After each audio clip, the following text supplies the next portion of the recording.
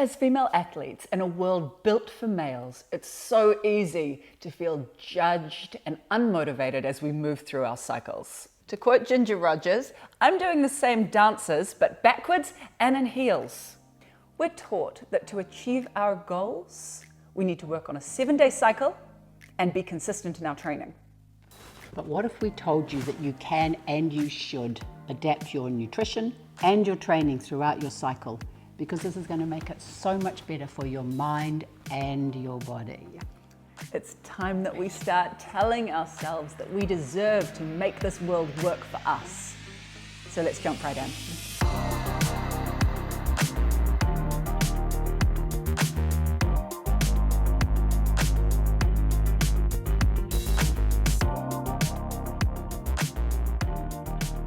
Long story short, the menstrual cycle begins with the first day of your period and ends when your next period begins. Typically, this is around 28 days, but this can vary female to female. So every month, the most miraculous physiology happens in our body. The first phase is the follicular phase, and this is weeks 1 and weeks 2. And this is where the body is preparing to release the egg around day 14 for ovulation. Then weeks 3 and 4 are called the luteal phase, and this is where the body is preparing for pregnancy. When that doesn't happen, that's when the lining of the uterus is shed, and that's our menstruation. 4 hormones play a key role. Absolutely. Tell us about that, doctor. The first phase is called the follicular phase, and this is where follicle stimulating hormone. This comes from the anterior pituitary in the brain, and it stimulates the ovary to produce a follicle with a little egg inside. At this time, as the follicle is developing, estrogen is also formed, which helps start the lining of the uterus. When the egg is big enough and the estrogen is high enough, then the anterior pituitary releases luteinizing hormone, and that stimulates ovulation where the egg is released. Unbelievably beautiful when you think about it. Oh God, I love this stuff. And then from there, the follicle makes progesterone, and that's what builds the lining of the uterus through the luteal phase. 4 incredible hormones all working in synchronicity in our body. All of these amazing hormones influence your cycle. But they don't just influence here, they also influence your mind, your mood, your training, and your fueling needs. A recent study showed that 75% of female athletes suffer from negative side effects based on their cycle.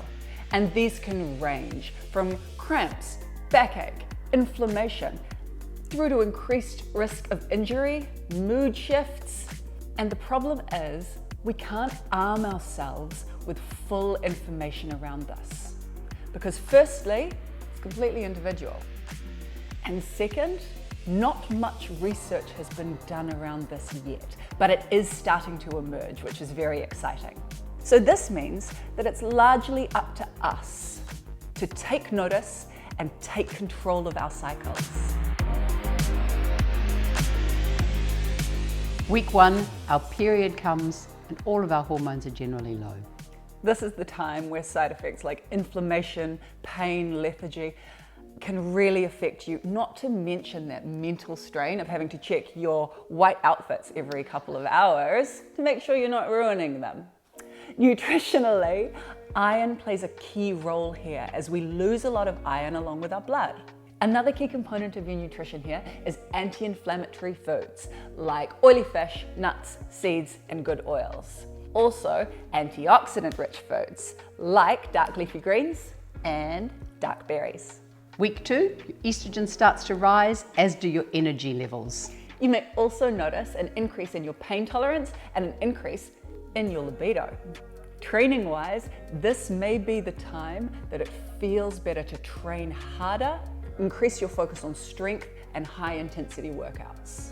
Our bodies may be able to reach further and achieve goals that we can't achieve in our luteal phase. And estrogen peaks right before ovulation at the end of your follicular phase. And this might be the time to go for your personal best. It's really exciting. In weeks 1 and 2, because of insulin sensitivity, you may notice a decrease in your appetite. But it's very important here to keep fueling correctly and regularly to set yourself up for weeks 3 and 4. So I track my periods on an app all the time. I find it really valuable that I can go back and check on why I'm feeling like that later on, and also so I can implement that into my trainings as I go on through my month. So the week after my period, I am on an absolute high, mood and energy wise. Those early morning classes feel really good and really manageable. This is the best week for cardio-based fitness for me. So my second week of my cycle, I feel really strong. So I use it to my advantage. I plan to train heavier in my weights. I might add in a sprint or a grit class if my energy is feeling right, and it usually is around then. I was actually in a sprint filming week. On filming day, I smashed my highest wattage output. So 400 watts is significant, and I was absolutely elated. It felt really good. It felt so good that I'm trying to aim for this kind of performance level in my week 2.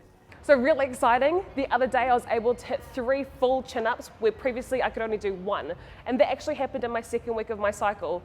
I went back and had a look at what I should be feeling, felt strong, implemented that into my training, and I got a new chin-up record.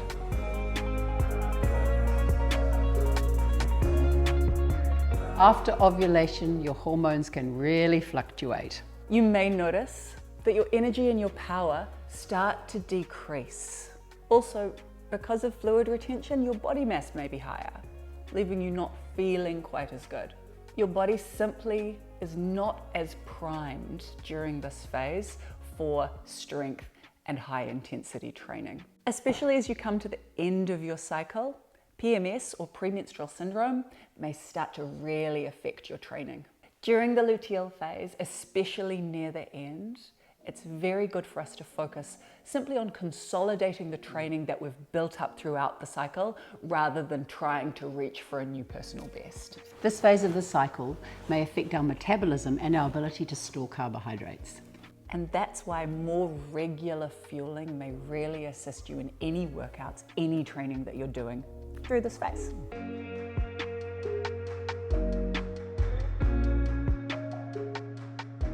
So during the weeks 3 and 4, I sometimes feel quite bloated, I get really tired, and I lose my motivation to train. And sometimes a few filmings have fallen around those times, and I found it hard to perform with my energy being so low. This is where those early morning classes are not a vibe, not a vibe. In fact, I really struggle and I'm more prone to injury, so I have to be really careful with my weight training, and I crave a lot more sleep, like a lot.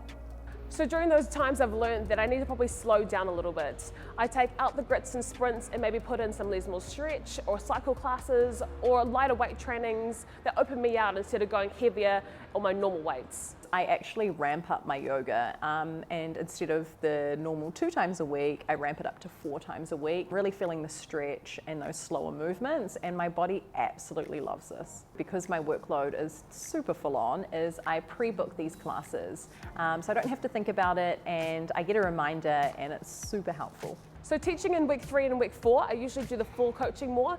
I go lighter in my bar, lighter in my options, and because I know my body's working in this specific way, I don't force myself to push and perform. And that way I still leave feeling really positive about the work that I've done.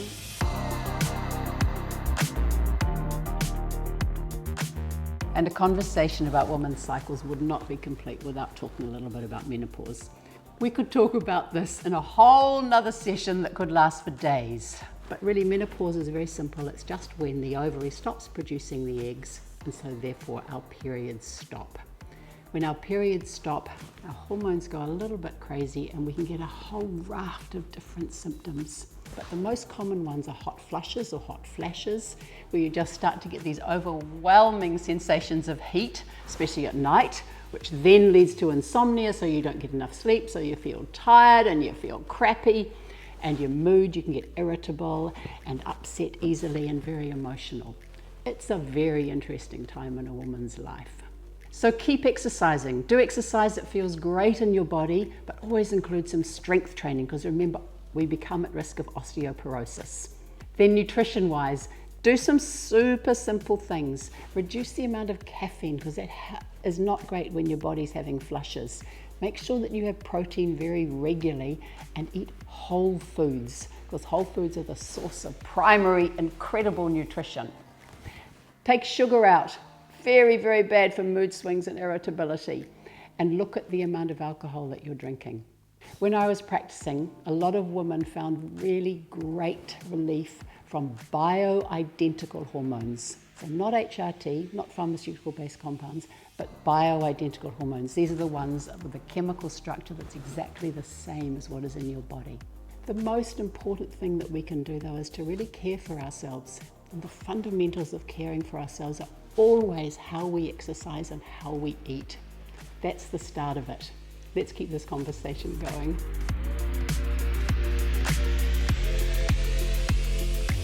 So now we know a little bit more about our menstrual cycles and how they affect us as female athletes. And while this can vary greatly, female athlete to female athlete, we know that shifting your training slightly based on your cycle can achieve incredible results. In general, weeks 1 and 2, we hustle, grind, and push towards our personal best. Weeks 3 and 4, we pull back as is needed and consolidate the training that we've set up through weeks 1 and 2. The best thing that you can do is to check out how things are for you. And there are some truly great apps out there to help you do this. They'll track your cycle, your mood, symptoms, and they give you some truly great nutritional and training advice. Whatever your cycle looks like, paying attention to it and working with it can greatly increase your athletic performance and your happiness. Oh yes, let's start the conversation with our bodies.